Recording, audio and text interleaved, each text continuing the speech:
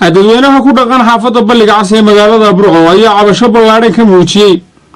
dawooyin iyo alaabada dhacday ee uu dhamaaday isticmaalka waqtigooda kuwaas oo qaar ka mid ah ganacsatada gobolka Togdheer ay had iyo jeer ku soo qubaan xaafadooda. Injineer Cabdiqaadir waxa uu goobjooga ka ahaa dhacdadani ugu dambeysay ee halkani lagu soo qubay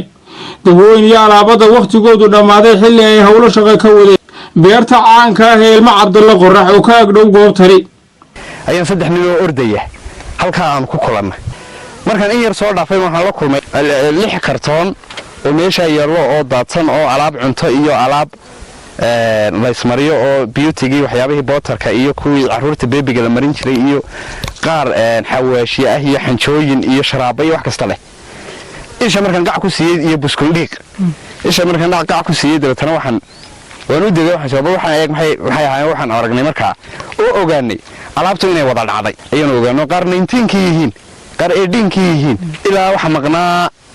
toonbay ahaayeen 6 kale kalena way maqan yihiin markaan ka tagayaan hawshaydii shaqo galayba niyadaydu waxay siisay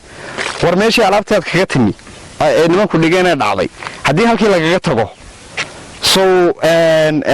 dadka kale ee danyarta iyo ciyaalka iyo dadka meesha maraya qaadan maayaan haddii doonaan cuni maayaan hadda markaan ku soo noqonay 3 kartoon baa yaala waxa weeye waa xaqmaqnimo wax dhacay in dadka danyarta la soo duldhigo meel la geeyay leedahay dawladda hoose iyo meel la geeyo loogu tala galay ayay leedahay dukaanka ay ku dhacdo alaabtu inuu geeyo meelihii loogu tala galay inta dawladda hoose way wacdisaa waxay tiraahdaa alaabaha keena laguma ganaaxin qaba hadii ay geeyaan dawladuna miisaan badan ha saarto oo meherad walba haystuu taagto war dadka meherad leedahay ganacsi leedahay dadkana wax ka iibinaysaa waa dadkaaga iyo dalkaaga sidoo kale dadweynaha xaafadani oo la hadlay telefishinka Universal ayaa nooga warbixiyay halista caafimaad iyo mid deegaan ee alaabadani dhacday ku keeni karto noloshooda waxaana kamid ah hadalladoodii kamid ah dadka xaafadda degan mar dhaweyd baa la yeeray waxa ay yeeray qolo halkan ka shaqeynaysa oo injineerka halkan beertan ka shaqeynaya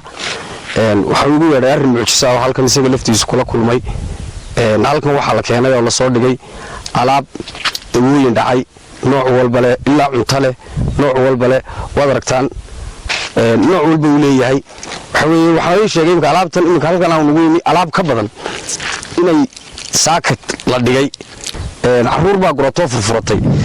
aniga guri kaba xigay halkan alaabta la dhigay waan leeyahay caruur baan leeyahay qaar la mid ah baa joogay la degan qaar socotaa baa maraya asaru qaatiyaan ka taagan oo maalin walba meel walba gobolka iyo dadka dhexdiisa la dhex dhigayo waxaan ku hadlaynaa xashiish dawada dhacday idinku waa soo qaadeen aragteen waxaan leenahay dadka waxa soo dhigaya xilli lagu jiro roobkii oo lagu jiro maxay ahayd xanuuno waxaan leenahay ilaahay ka yaabo ka daayay dadka dhibaatada ka daayay waxaan waa dhibta ka daayay dawladda waxaan u sheegaynaa wadada inay soo raacaan laakiin waxaan leenahay dadka dhibaatada geysanaya hala daba galo وعبد السلام أحمد يوسف التلفزيون كعالم Universal مقالة برع